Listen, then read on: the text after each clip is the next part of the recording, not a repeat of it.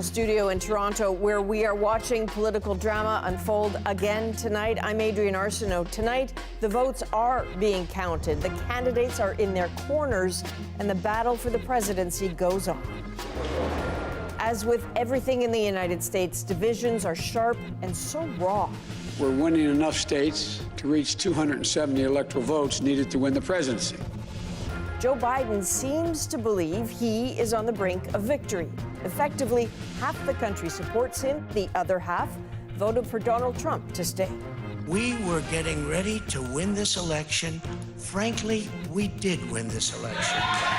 An inaccurate claim of victory in the middle of the night and legal challenges already underway. He will clearly fight to the end. So tonight, we are on the ground in key states tracking the votes as Americans watch and worry along with the rest of the world. This is America Votes.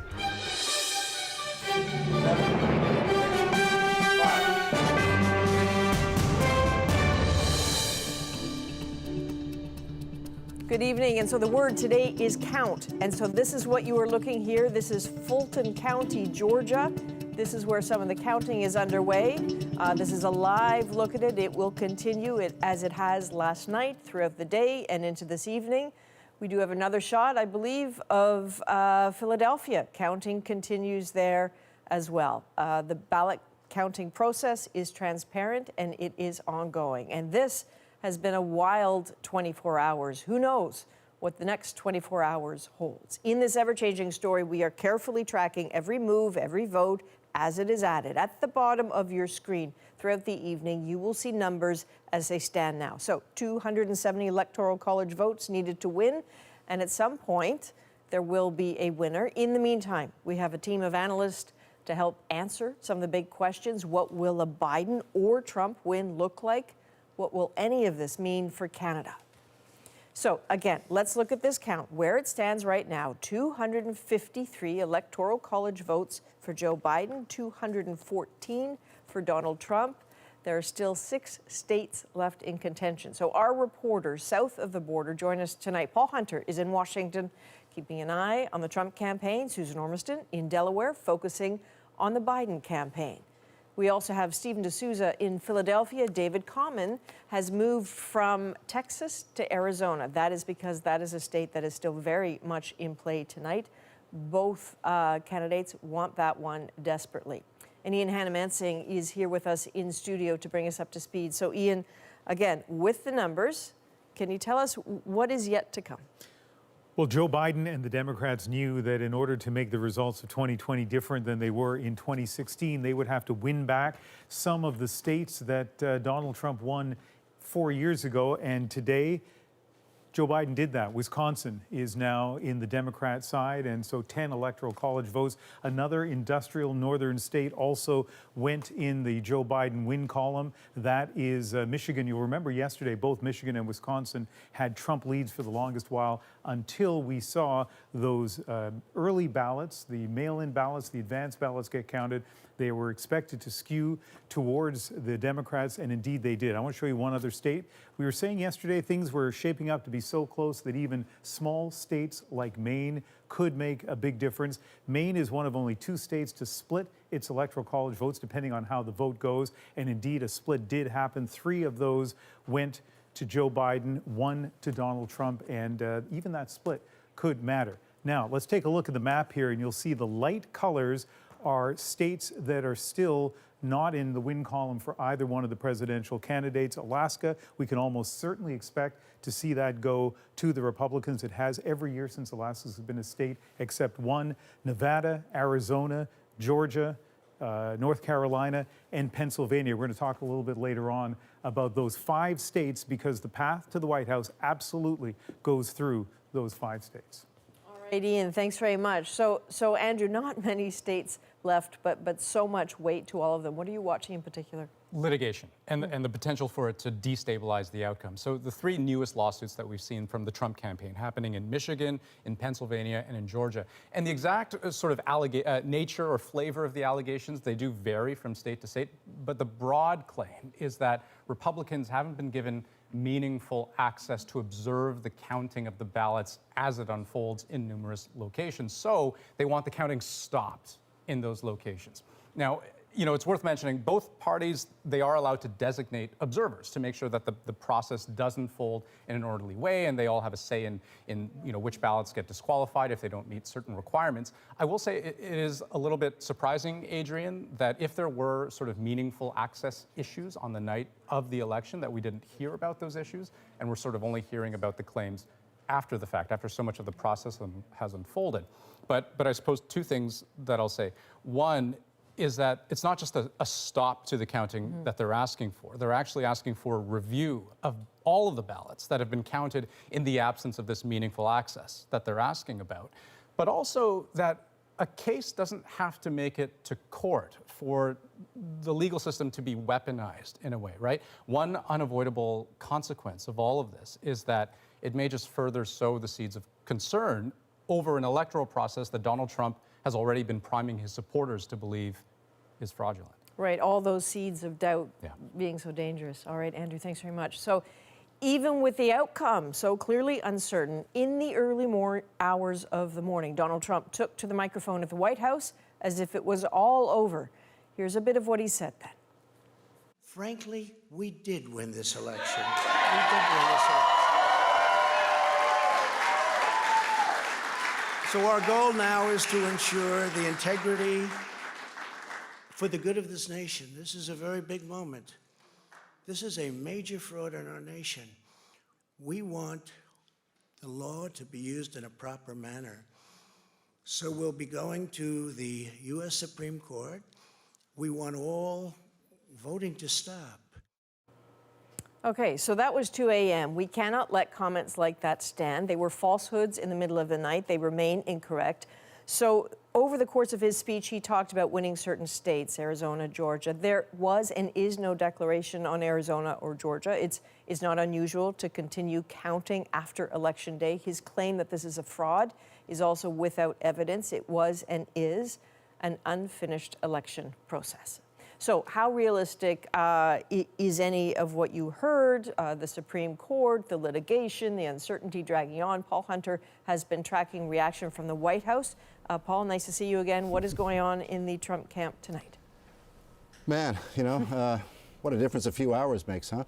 Things have changed since we last spoke, Adrienne. Word from the White House tonight is that Team Trump is increasingly pessimistic about how these numbers are turning. It no longer looks good for Donald Trump, is the short answer. But here's what hasn't changed, as Andrew was noting. His determination to push back in places that aren't going his way and to push back hard. We talked about that last night. Trump talked about the Supreme Court last night.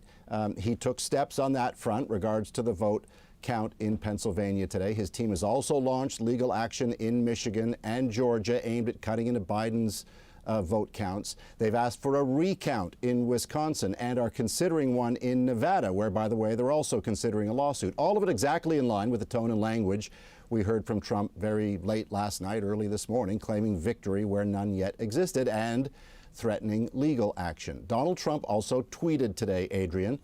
I'll read some for you. We have claimed for electoral vote purposes, he wrote, Pennsylvania, Georgia, North Carolina, and the state of Michigan. He has claimed that, Adrienne. It's unclear on what basis other than simply saying he claims it. And I should add, Twitter marked that tweet as misleading, likely because under the law, he can't just do that.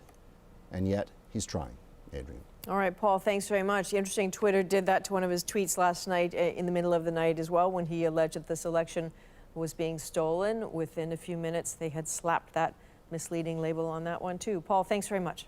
Right. So Donald Trump may have called the election for himself last night, deflecting facts to the despite facts to the contrary, talking about cries of fraud. Well, today Joe Biden talked about victory a little differently.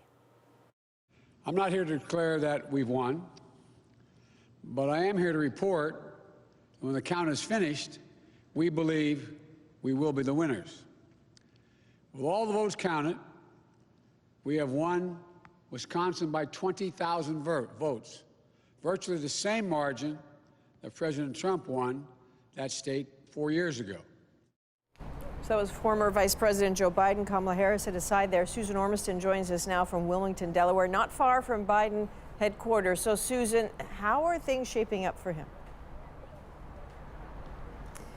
Well, his campaign manager, Jen O'Malley-Dillon, says she didn't get any sleep last night. I closed my eyes about 5:30 when those blue wall states were starting to trend toward Biden more significantly. And she was up early this morning saying, look, we are on track to win this election and we will defend this election with everything we have. Setting the table today that they were confident they were going to improve things, and that's what happened after 24 hours of Joe Biden's political fortunes rising, diving, rising again. Today, late today, we saw him just over here inside this time saying, in fact, that they were on track, but being very careful about how he said that, not claiming victory. The stakes are too high and things are too volatile. He's taking a completely different approach. And as Ian mentioned, it's the blue wall, which Biden is clawing back, not by a lot, but by enough.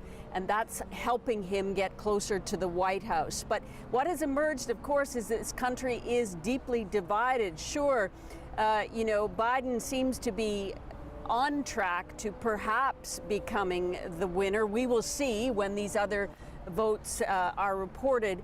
But the country is divided, and that's what he'll face and Trump will face if, in fact, whoever wins the presidency. It's cleaved in half. The referendum on Donald Trump did not produce the result that the Democrats were hoping for, and they're going to be asking questions now of themselves. Why not? Absolutely, Susan. Thank you. Both parties are going to be having conversations about their futures. Susan Ormiston in Wilmington, Delaware tonight. Thanks, Susan. So again, let's talk facts here. Let's look at the count where it stands right now. 253 Electoral College votes for Joe Biden, 214 for Donald Trump. That hasn't moved in a while. It is possible it will move over the course of this evening, but patience is the name of this game. You can bet that all of this is being watched very closely here in Canada. So let's take a live look. This is this nation's capital. The poppies on the Peace Tower there, reminding us that Remembrance Day is not that far away. This is a perfect time then to bring in Rosemary Barton, our chief political correspondent. Good evening, Rosie. Hello again. So walk us through what this day has been like in Ottawa for those in power. It has been very quiet and very careful. The language has not changed here, and the sentiment that no reaction is the best response for now has not changed either. The Prime Minister, on his way into the West Block this morning, said that they were watching the results carefully. I can tell you that he did speak to Canada's ambassador to Washington, Ambassador Hillman, who we spoke to last night, to get a bit of a briefing from her. But much like many of the leaders, although some were a little bit different, the Prime Minister was very tight-lipped, given that we still don't have a winner, don't have a new president. This is how the Prime Minister answered some questions about all of this in question period this afternoon. I want to reassure Canadians that the Canadian government is watching very carefully events unfold in the United States as they go through their electoral processes. As always, we will seek to make sure that we're able to defend Canadian interests and Canadians as we move forward, as the Americans make an important decision. So they are waiting, obviously, for that 270 to hit one person or another. They're waiting for broadcasters to declare it or for one or the other candidate to concede it.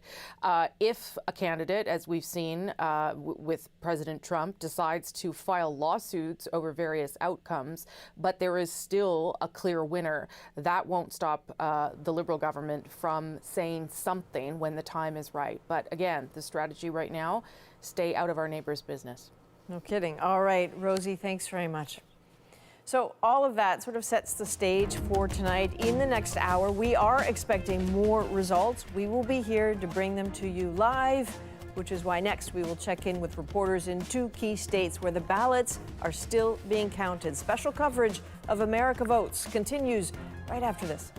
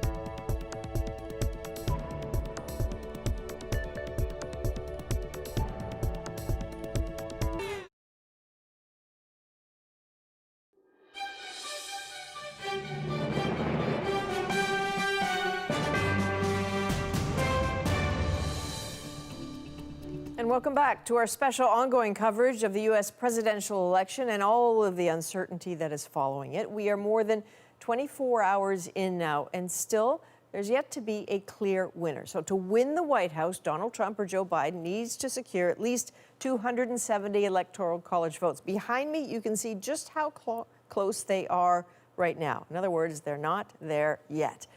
A lot has happened today. CBC has projected Biden wins in Wisconsin and Michigan. The Trump campaign says it will ask for a Wisconsin recount.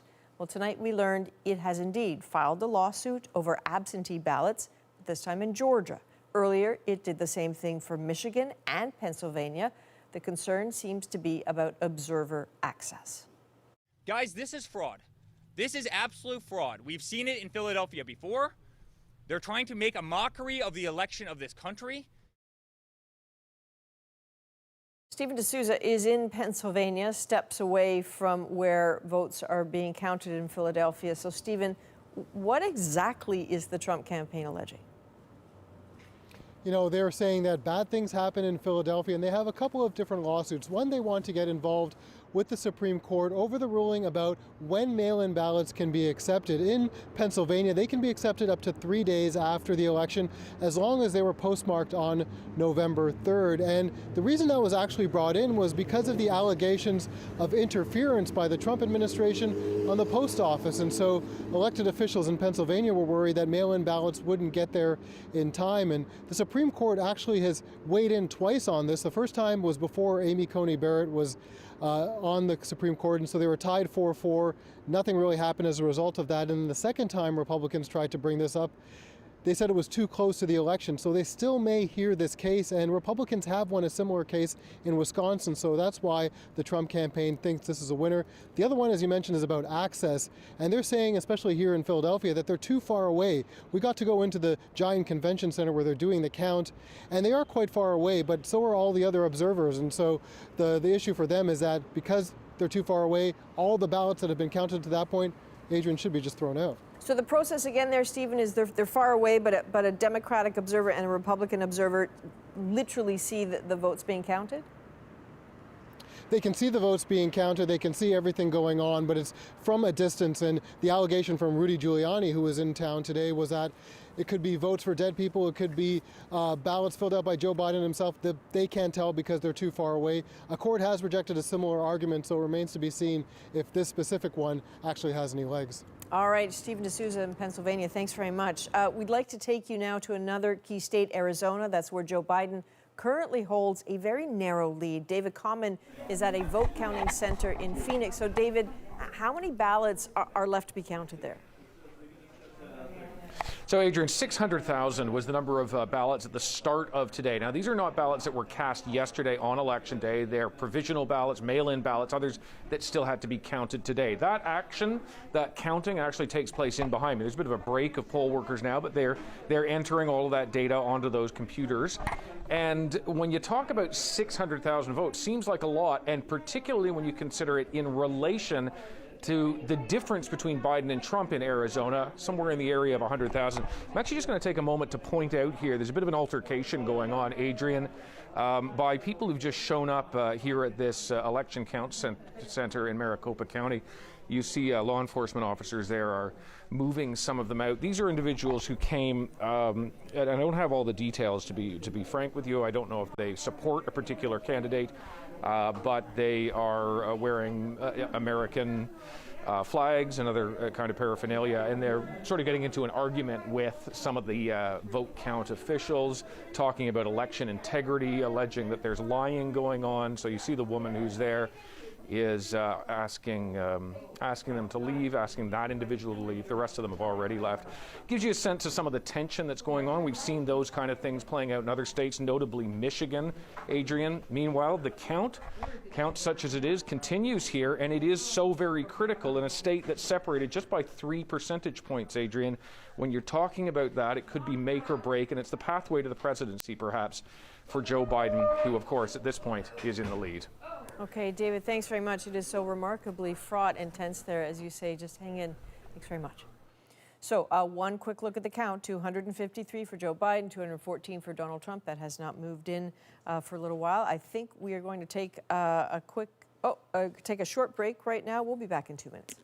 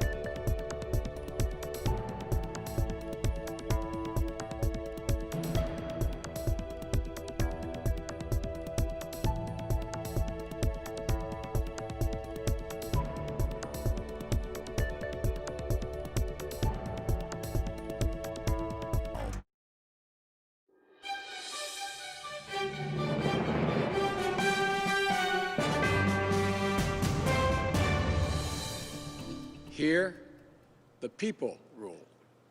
Power can't be taken or asserted. It flows from the people, and it's their will that determines who will be the President of the United States, and their will alone.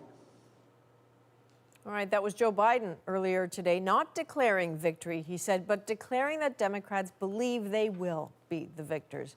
More than 24 hours after polls started closing in the U.S. presidential election, and that answer, who won, is still up in the air.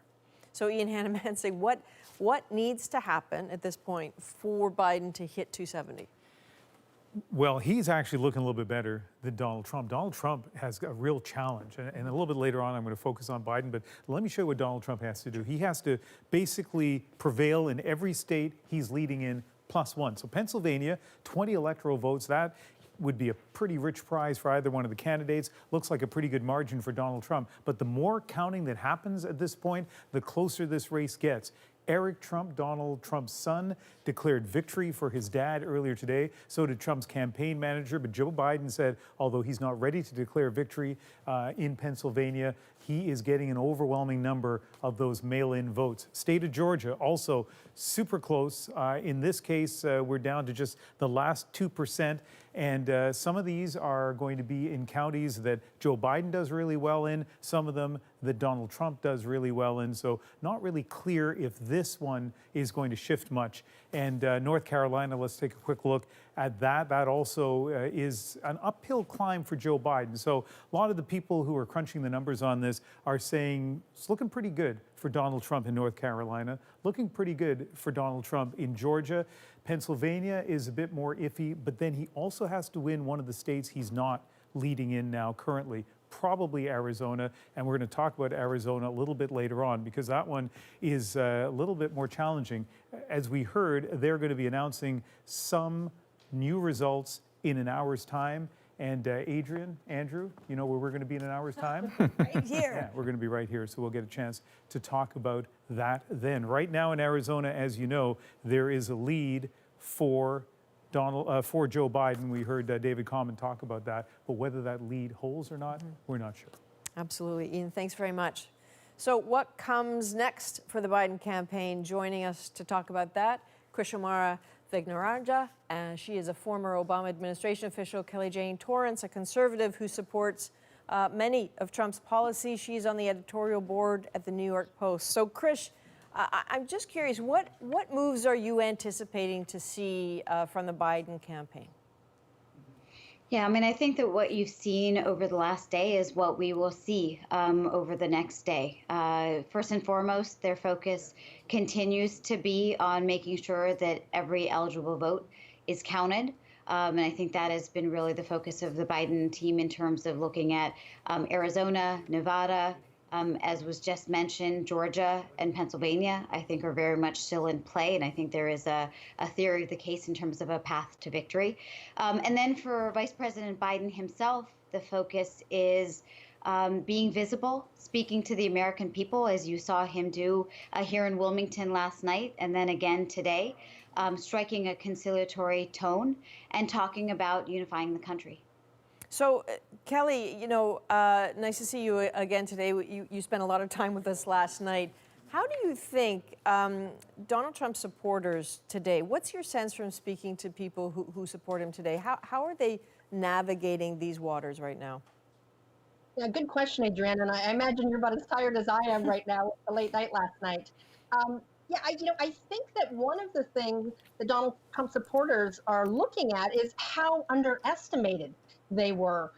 The polling was wrong. The polling showed Donald Trump a lot lower than he ended up being. And that's really one of the reasons, in a way, that Donald Trump came to power in 2016, is you had a great segment of American voters who felt voiceless and felt ignored and even really insulted by a lot of the attitudes of the elites. And Donald Trump really spoke to these people. He's a billionaire, but he really does have a common touch in a way, and he made these people feel like he cared about them and he would put their concerns above those of the elite.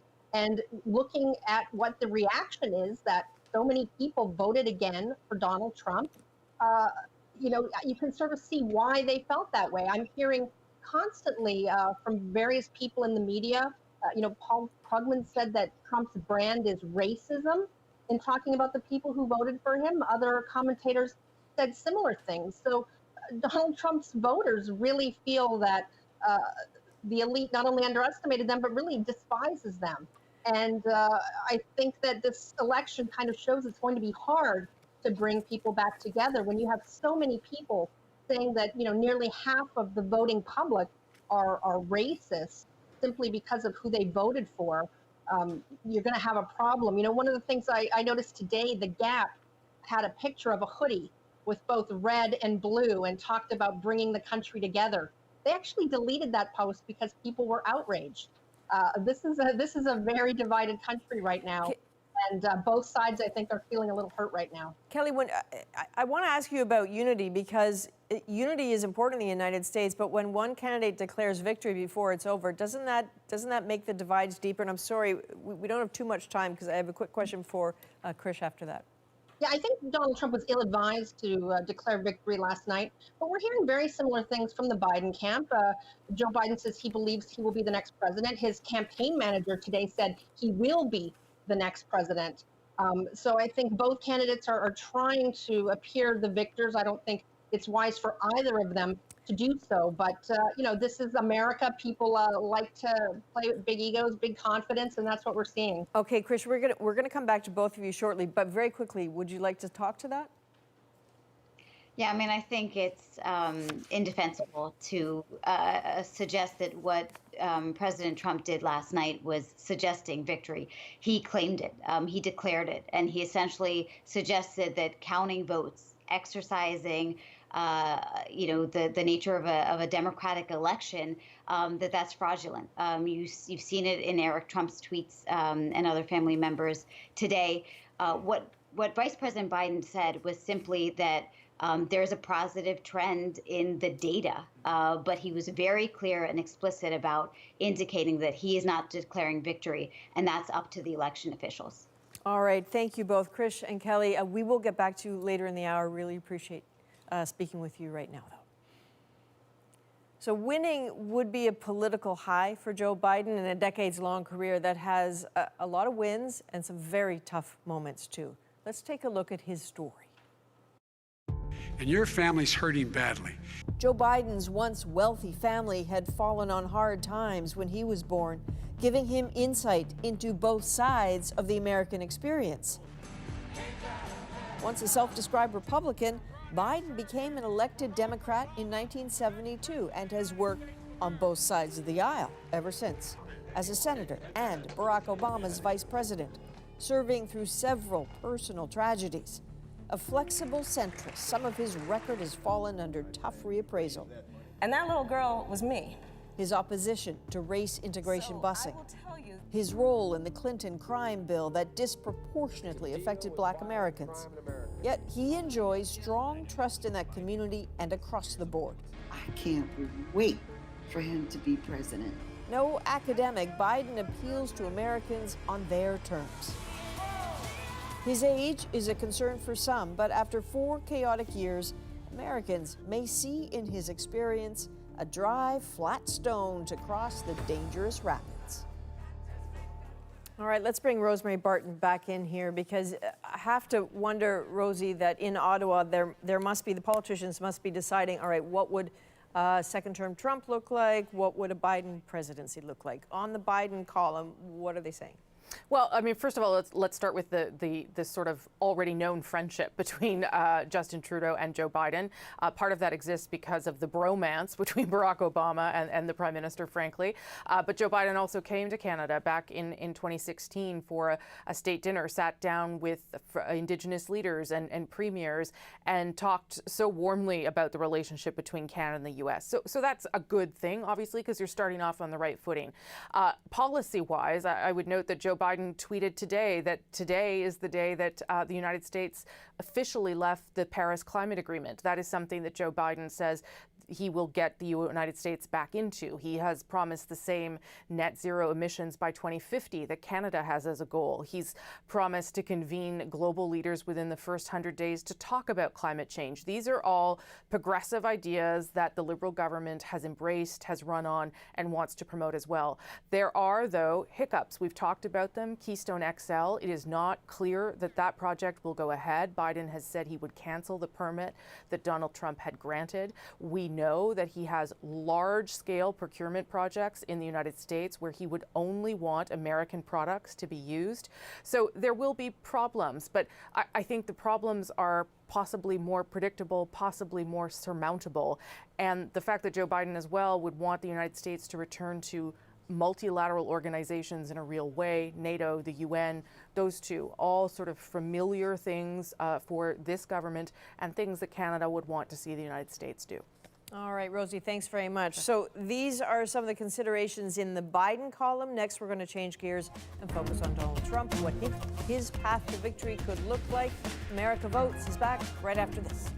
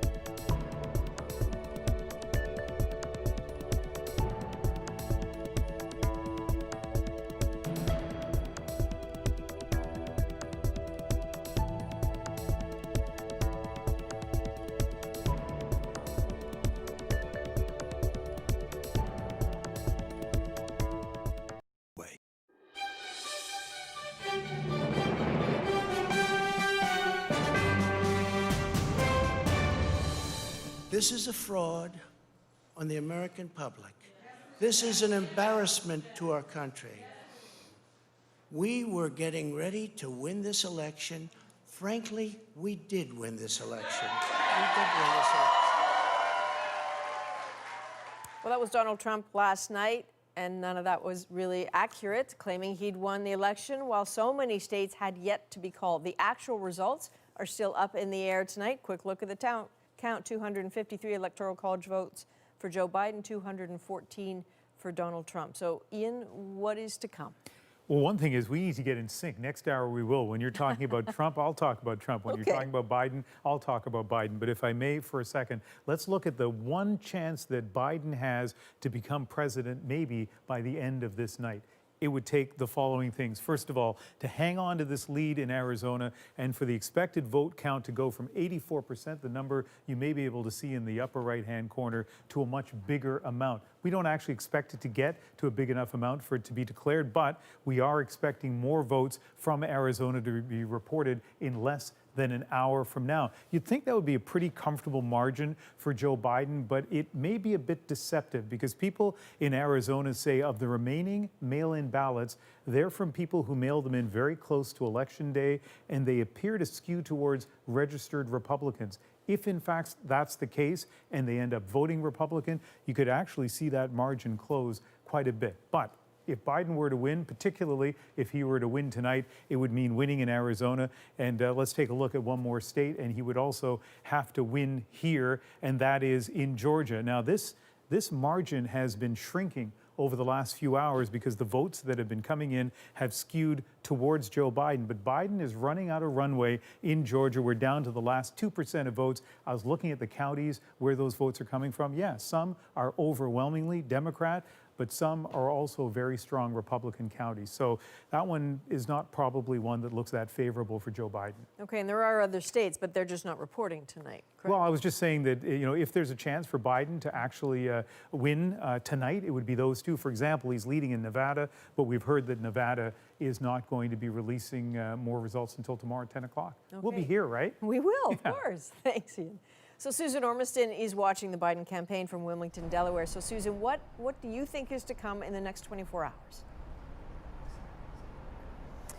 Yeah, well, I don't think we're going to hear from Joe Biden tonight. His campaign is indicating that they've put a lid on it. That's, the term for, okay, the press can relax, the pool press, and go home and get some sleep. Trump has as well, by the way. So I think we're in a holding pattern. But with those results you've been talking about in Arizona, two results delivered tonight, and then more through the night. Tomorrow may be the big day. I mean, it may be a big day in that we will have an indication of a projection of president. I'm going out on a limb there, but there's only so many votes left to be counted, only so many states left to go into that calculation. So if that happens, and if there is a projection in his favor, we may expect him to have some kind of a grand announcement, maybe here at the parking lot where we saw the cars lined up last night. But I think that tomorrow is a very important day in the U.S. election, and I can tell you from speaking to Americans today, they are more than ready for this to be over. Is it ever really over, though, Susan? I don't know. No, but I think they just want to know. I expected them to be madder and more anxious. They're just tired. Okay. All right. Susan Ormiston in Wilmington, Delaware. So joining me again, Kelly Jane Torrance, part of the editorial board at the New York Post, and Krishomara Vignarajah, former Obama administration official. So let's just step back here. We don't know who's going to get the top job, but we also don't know how that person will govern depending on the results of the House. So, Krish, can you give us a sense of what the next 4 years might look like if there is a split in that balance?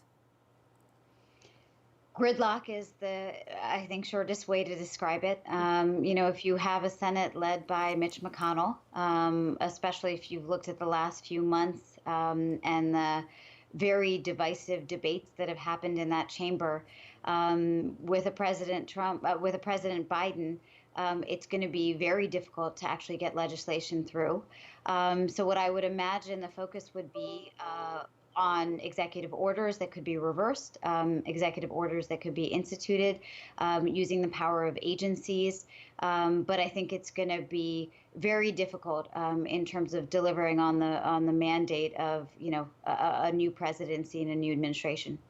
And Kelly, you know, we've talked about this a lot because I think people are looking at two different paths here, what happens procedurally in terms of litigation, but also what happens with the American people. Very quiet last night.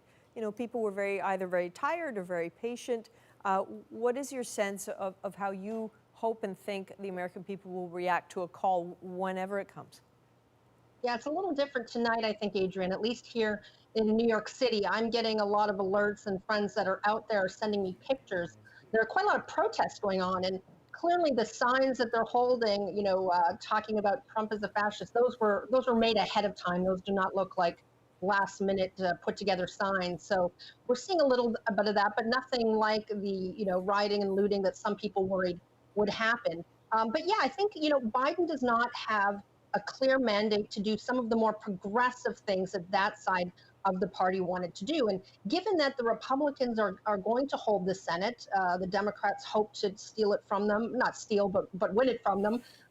They did not do so. So already I'm hearing from some Democrats that some of the thoughts they had on the cabinet is going to have to change because some of those people would be less likely to be confirmed by a Republican Senate. So we may see a slightly more moderate Biden cabinet simply because the Republicans hold that Senate. Now, of course, the Democrats are still going to hold the House, but it looks like they did lose some seats there. In Florida, for example, the Republicans were able to flip 2 seats. And I think one reason is because Donald Trump really did so well with Hispanic voters. He increased his share of that vote, of the vote in California by 50%. He did.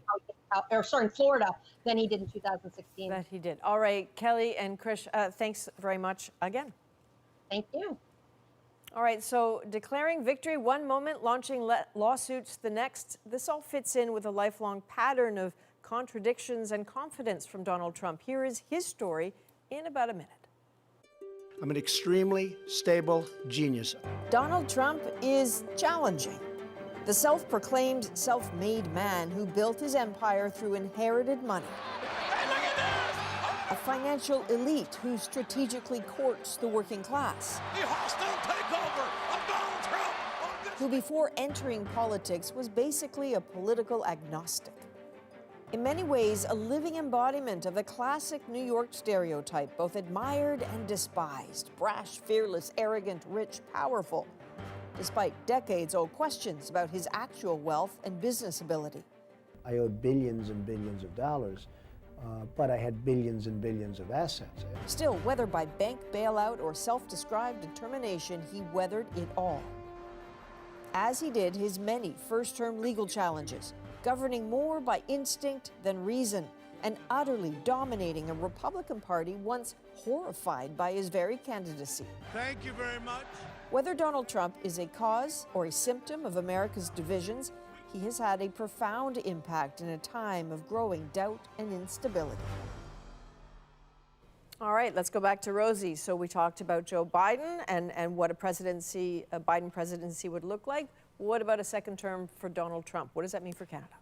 Well, I mean, let's start with the fact that, again, on the relationship part of this, the personality clashes that have happened between the Prime Minister and the President, starting when the President came for the only time to Canada, to the G7 in La Malbaie in Quebec, when they clashed because the President had put tariffs on Canada's steel. The Prime Minister struck back at the President. The President then called the Prime Minister dishonest. So, I mean, that gives you a sense of how the relationship has gone. They have come to be professional and manage it as best they can. But the unpredictable nature of how, for instance, Donald Trump handles trade has been extremely challenging for this country, putting tariffs on steel and aluminum. It's possible, his trade representative has said, that those aluminum tariffs will come back after the election were he to win. And I would just end as well that his foreign policy or his foreign policy approach to some countries, for instance, China, has also made Canada's life extremely difficult. We know, of course, Michael Kovrig and Spavor are still being detained by the Chinese. And the way the United States has attacked China has sort of created a vacuum into which China has moved into power and made it very difficult to have a multilateral force of strength against China. So again, lots of challenges, but there too, the challenges are well known to this government and to Canada. All right, Rosie, thanks very much. Same time, same place tomorrow, shall we say? Okay. All right, see you then. All right, let's have another look at that count. 253 electoral college votes for Joe Biden, 214 for Donald Trump. That count has not changed this hour. It might next. What happens next is anything but clear. So after the break, let's cut through the noise. What are the next steps in that legal battle for the White House? Special coverage continues right after this.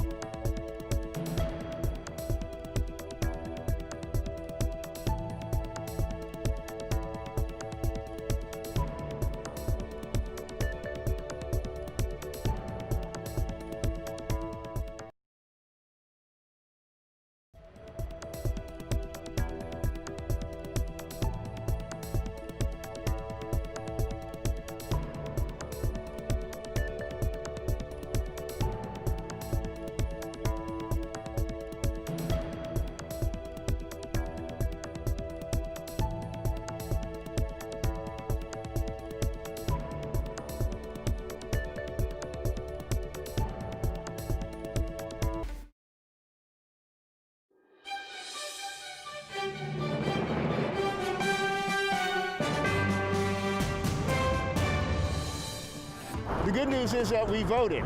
That's the best news of all. The unfortunate news is it's going to take a while for us to find out who won. We'll know eventually. We'll know eventually. And I hope that, well, I know Biden will accept the results. I hope Trump accepts the results. I think everybody's just got this like a sense of anxiety right now. They said that it would come down to this, but I don't think anyone really believed that we'd be sitting here still trying to figure out who the next president's going to be. All right, Americans, the day after, the night before, that never actually ended. Joining me now to talk about how all those votes are being counted, why they are the target of lawsuits, is Kimberly Whaley, a U.S. constitutional expert, a law professor at the University of Baltimore. So thank you, Kimberly. You have heard the president talk about fraud, about stealing votes. As Canadians, as we look at this, should Canadians or should Americans be worried about the fairness of this election? No, I don't think there's any reason to believe anything, frankly, the president is saying when it comes to the notion of fraud. This is something he's been saying for weeks. Fraud is a legal concept that is actually a crime under federal law. To commit fraud in an election can put you in prison for 5 years, which is why it's very rare.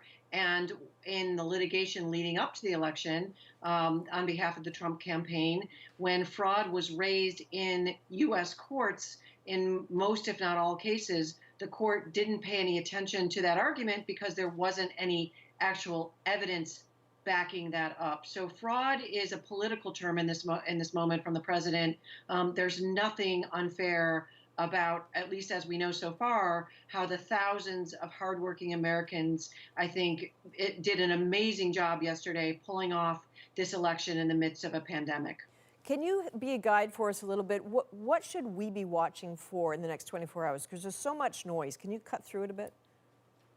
Sure. So number one is there's no law in the United States that allows the president or even the Supreme Court to swoop in and stop ballot counting. So that notion is just not supported in the law. What we need to look at in the next few days is whether in these battleground swing states, Michigan, Wisconsin, Pennsylvania, potentially North Carolina, Georgia, we're still seeing things come in, whether the margins are very narrow in favor of Biden or Trump. I would say in favor of Biden here because that would be the circumstance where Trump would come in and claim that that particular state's election had problems.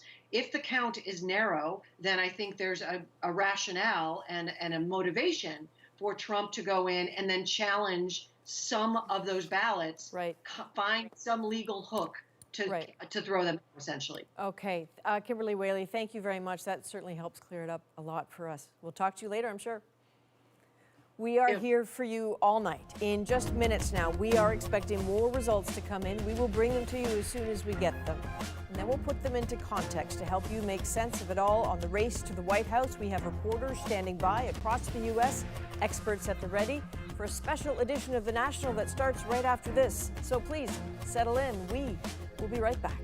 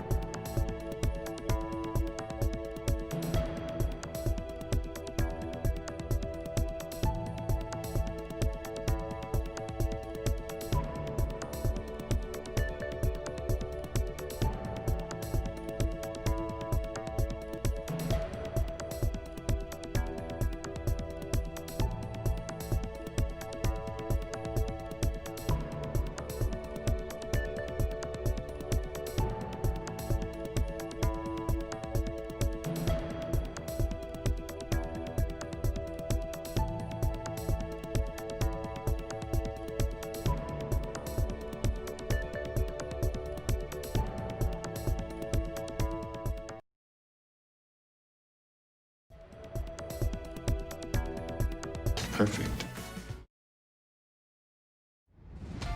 Hello from the National Studio, where we are watching political drama unfold again tonight. I'm Adrienne Arsenault. And I'm Andrew Chang. Tonight, the votes are being counted in a country deeply divided. We're winning enough states to reach 270 electoral votes needed to win the presidency. Joe Biden thinks he's on the brink of victory. We were getting ready to win this election. Frankly, we did win this election. But it seems